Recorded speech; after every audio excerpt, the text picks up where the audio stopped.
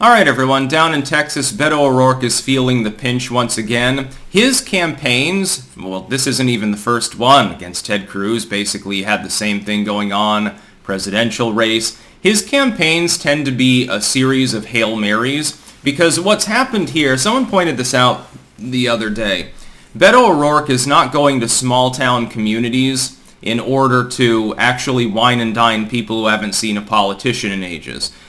He's going to safe communities where he knows a few people show up, and if only 10 people show up, well, you're in Farmville, so it's okay.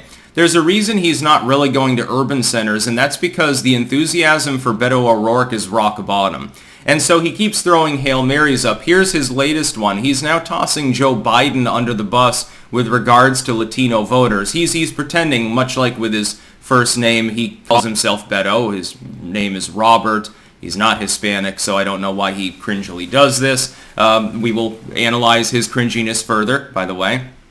Now he's saying that Biden is largely responsible for the fact that Latino voters are flocking to the GOP. You've got Mayra Flores down there, etc., from the Rio Grande fucking Valley. I've lived there before. It's, 99% Hispanic voters. It's used to be rock-rib Democrat. That's shifting now. It's becoming more of a swing area within Texas. This is, by the way, the most terrible news for the Democrats across the entire country, arguably. The swing in Texas, where they had been making ground for about a decade, has been almost completely undone in the wake of the Trump era. And that's because of things like jobs, the economy, the fact that a Hispanic voter, second, third generation, does not necessarily want to be lumped in with a Venezuelan that just walked across the border. It's considered insulting. I'd be insulted myself. One of Beto's main lines when he did his competing rally in El Paso with Donald Trump, where he got completely upstaged and the legacy media pretended he had a bigger rally and it was fact-checked and they never apologized or redacted any of these things. One of the main things that Beto campaigned on at the time was, no, we shouldn't be building any more border wall. We should, in my opinion, tear down the wall that already exists here. Hell yeah, we're going to take your weapons. Doing the midlife crisis dad sort of thing. Beto O'Rourke is more responsible for the flight of Latino voters out of the Democratic Party than Biden is. Biden has done little individually that I can conceive of as directly pissing them off other than mismanaging the economy at large. But it takes the legislature in order to pass the bills that cause that.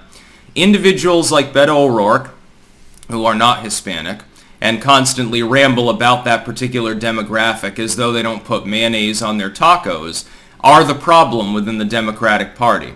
We saw what happened with Martha's Vineyard, for example. 80% Biden voters, overwhelmingly liberal Democrats, extremely rich donor class liberals. 50 Venezuelan asylum seekers show up.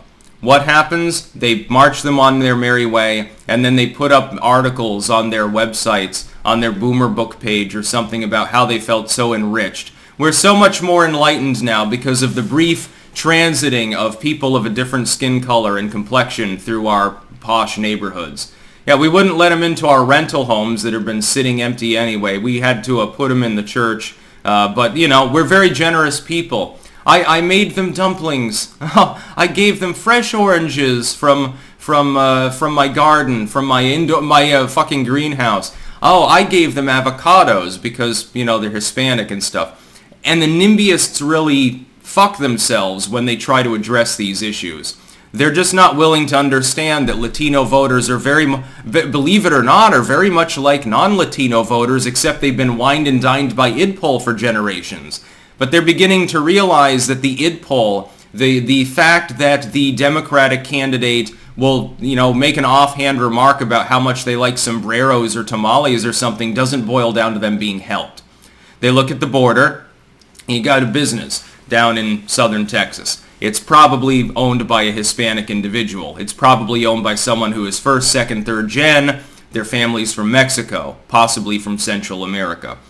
And they see constantly people coming across the border. They don't recognize with those people. In many cases, they were not born in Mexico. Some of them have never visited Mexico. They're Americans.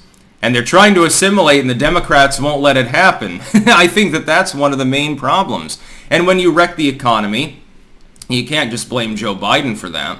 The executive branch in and of itself can do damage to the economy. Look at Biden's EOs with regards to the energy industry. There are Hispanics working down in Texas in the oil industry, Beto, just to be clear. But people like O'Rourke are pushing the same fucking policies. His excuse is that Joe Biden didn't spend a dime in the Rio Grande Valley. Basically, he took the Hispanic voters for granted. Can I ask Beto O'Rourke something rhetorical? If Joe Biden and the DNC had freed up millions of dollars to clear advertising in southern Texas to prop you up, that's basically you're complaining about not beating Ted Cruz. They didn't help out at all. I almost got it, and I would have gotten it too if they had pumped $10 million more into a race that they already pumped untold tens of millions of dollars into. It's just that Beto's a really weak candidate. That's why he won't be the governor of Texas.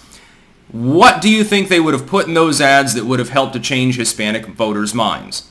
Would it have been, hey, let your compatriots come across the border? Yeah, we know some of you own small businesses. You don't want your wages depressed by having to compete with illegal labor, but fuck yourself. You're a bigot too. You're not Hispanic enough. It's like Biden's "you ain't black" comments or something like that.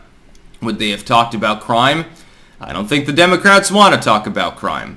Would they have talked about job creation? Well, certainly not in 2018, which is what Beto O'Rourke is referring to. So what are you talking about, dude? Beto O'Rourke is a hot mess. He's tossing Biden under the bus, which I think that more Democrats are going to keep doing this.